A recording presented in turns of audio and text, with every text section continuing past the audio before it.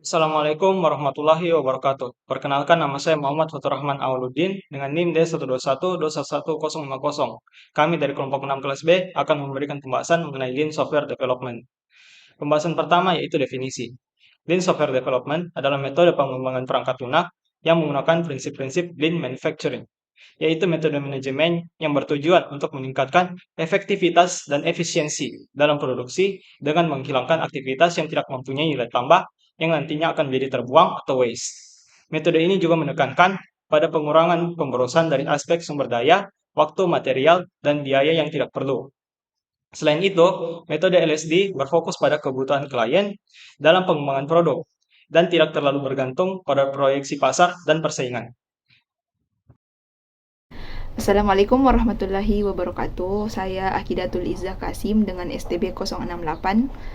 Nah, pembahasan selanjutnya pada kelompok kami itu tentang tahapan dari metode Lean Software Development. Seperti yang telah kita tahu, bahwa metode Lean Software Development itu berfokus pada kebutuhan atau keinginan dari klien terhadap produk yang ia ingin miliki. Oleh karena itu, metode ini memiliki 5 tahapan. Yang pertama, yaitu ada identify value. Yang kedua itu ada map the value stream. Yang ketiga itu ada create flow. Keempat ada establish pool. Dan kelima itu ada seek perfection. Izinkan saya menjabarkan tentang kelima tahapan metode Lean Software Development.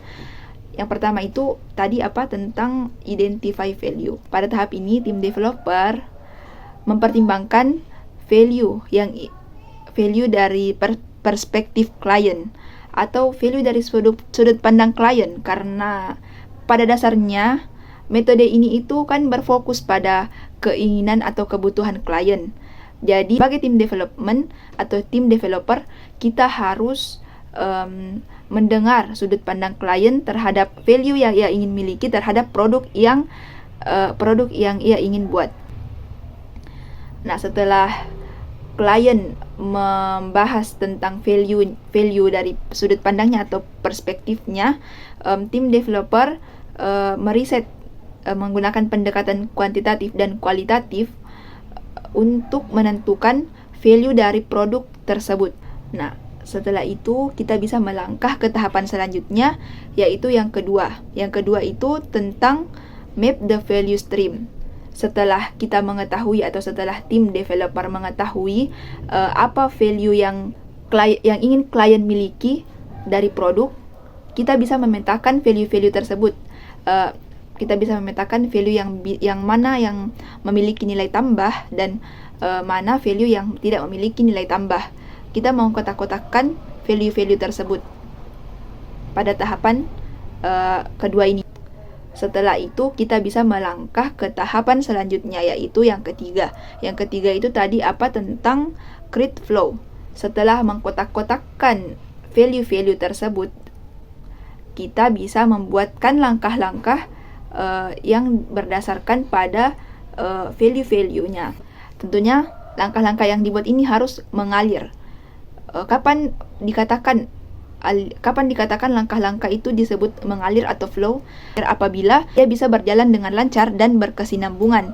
Dari awal hingga akhir, ia bisa jalan dengan mulus tanpa adanya hambatan. Oleh karena itu juga, pada tahapan ini terdapat yang namanya proses pendeteksian atau pencarian bottlenecks atau pain points yang dinamakan dengan flow improvement. Setelah dibuatkan langkah-langkahnya yang mengalir, kita bisa masuk ke tahapan selanjutnya, yaitu yang keempat tentang establish pool.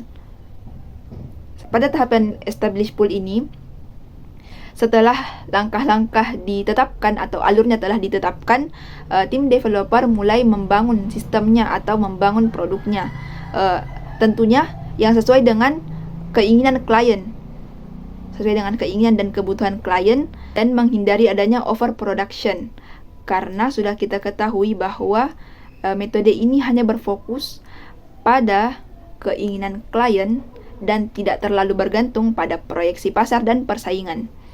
Setelah itu kita bisa masuk ke tahapan yang selanjutnya, yaitu yang tahap kelima, seek perfection. Pada tahapan ini, Karena pada tahapan-tahapan sebelumnya sudah ditetapkan value-nya, sudah dipetakan value-value-nya, sudah dibuatkan alurnya, sudah dibuatkan sistemnya sudah ada, dan aktivitas yang sia-sia telah dihilangkan. Sisanya adalah tentang bagaimana cara agar sistem ini atau produk ini capai hasil yang optimal. Caranya adalah dengan melakukan prosedur-prosedur yang sebelumnya secara berulang-ulang sampai mendapatkan hasil yang memiliki keuntungan yang besar tanpa adanya pemborosan. Sekian dari saya. Materi selanjutnya akan dijelaskan oleh teman saya. Terima kasih. Halo, nama saya Johnson Liu dengan STB 044. Di sini saya akan menjelaskan kelebihan dan kekurangan dari Lean Software Development. Kita masuk dulu ke kelebihannya. Pertama adalah efisiensi. Seperti yang kita tahu, Lean Software Development itu membagi suatu tas besar menjadi beberapa tas-tas kecil. Tas-tas kecil ini kemudian akan dijalankan oleh beberapa tim dan dikerjakan gitu. Dengan begini, pekerjaan yang besar akan dibagi ke dalam beberapa tugas-tugas kecil yang akan menghemat waktu dan juga biaya. Makanya kita bisa bilang Lean Software Development ini efisien. Nah, selanjutnya adalah responsif terhadap perubahan. Setiap tas-tas kecil yang dibagi itu akan ada yang namanya pengujian. Tiap kali ada pengujian, tiap kali ada masalah, maksudnya akan dilakukan perubahan tentunya ke dalam tugas-tugas itu, akan diperbaiki lah. Dengan begitu, untuk kedepannya kalau ada masalah bisa lebih efektif untuk diperbaiki. Nah, kemudian ada penekanan pada kualitas. Penekanan pada kualitas ini adalah karena Lean Software Development ini lebih fokus pada apa yang dibutuhkan oleh user. Sehingga kalau fitur-fitur yang nggak berguna akan dibuang dan tidak akan digunakan. Makanya kualitas dari proyek yang dibuat oleh Lean Software Development ini memang cukup bagus karena memang fokus pada hal-hal yang memang dibutuhkan oleh pengguna saja. Nah, lanjut pada bagian kekurangan. Kekurangannya ada beberapa, ya. Salah satunya adalah pertama yaitu kurangnya dokumentasi. Seperti metode agile lain, memang Lean Software Development ini tidak punya dokumentasi yang cukup banyak karena memang fokus pada pengembangan proyeknya saja. Nah, masalahnya apa nih kalau kurangnya dokumentasi? Masalahnya adalah ketika untuk pengembangan yang lebih lanjut. Karena tidak adanya instruksi-instruksi yang cukup jelas untuk pengembangan software untuk kedepannya. Maka itu akan menjadi masalah. Nah, selanjutnya ketergantungan pada kolaborasi. Lean Software Development sangat penting pada kolaborasi tim. Kalau timnya tidak berjalan dengan baik, tentu akan adanya hambatan dalam penyelesaian suatu proyek. Contohnya kayak misalkan kurangnya komunikasi, ada miskomunikasi mungkin, atau ketika anggota tim itu berjauhan dan tidak bisa melakukan kontak itu, ya tentu hal ini bisa menyebabkan suatu proyek itu tertunda. Nah, kekurangan selanjutnya punya kesinambungan dengan sebelumnya, yaitu adalah sulit diimplementasikan di lingkungan yang tidak cocok. Lingkungan yang tidak cocok maksudnya bagaimana? Lingkungan yang tidak terstruktur, lingkungan yang tidak punya aturan yang jelas.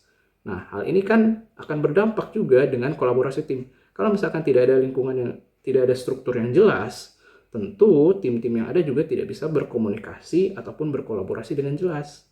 Sehingga memang metode ini tidak cocok pada lingkungan-lingkungan yang memang tidak efektif. Sekian, terima kasih.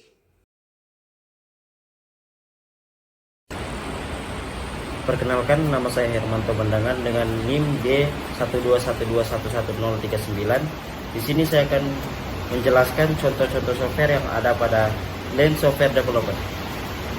Beberapa contoh software yang dikembangkan dengan menggunakan Lean Software Development antara lain adalah yang pertama yaitu Dropbox. Dropbox adalah layanan cloud yang populer dan menggunakan pendekatan Lean Software Development. Tim pengembang Dropbox menggunakan iterasi pendek dan melakukan pengujian berkala untuk memastikan kualitas produk dan meminimalkan pemborosan sumber daya. Yang kedua yaitu Toyota. Toyota merupakan perusahaan mobil yang menerapkan prinsip Lean Manufacturing dalam operasi mereka. Mereka juga menerapkan pendekatan Lean Software Development dalam pengembangan perangkat lunak mereka yang memungkinkan mereka untuk lebih responsif terhadap perubahan pasar dan pelanggan. Yang ketiga yaitu Skype. Skype adalah aplikasi komunikasi yang memungkinkan pengguna untuk melakukan panggilan suara atau video melalui internet. Tim pengembang Skype menggunakan prinsip Lean Startup untuk mempercepat pengembangan dan menguji fitur baru pada pengguna secepat mungkin. Yang keempat yaitu Shopify. Shopify merupakan platform e-commerce yang memungkinkan orang untuk membuat toko online mereka sendiri dengan mudah. Mereka mengadopsi prinsip Lean Startup dan menerapkan iterasi pendek untuk mempercepat pengembangan dan memastikan kualitas produk. Yang kelima yaitu Airbnb.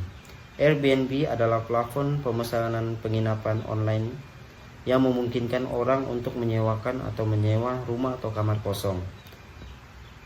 Tim pengembang Airbnb menggunakan pendekatan Lean Software Development untuk mengembangkan fitur dan mempercepat waktu ke pasar dengan menguji fitur dengan pengguna secepat mungkin.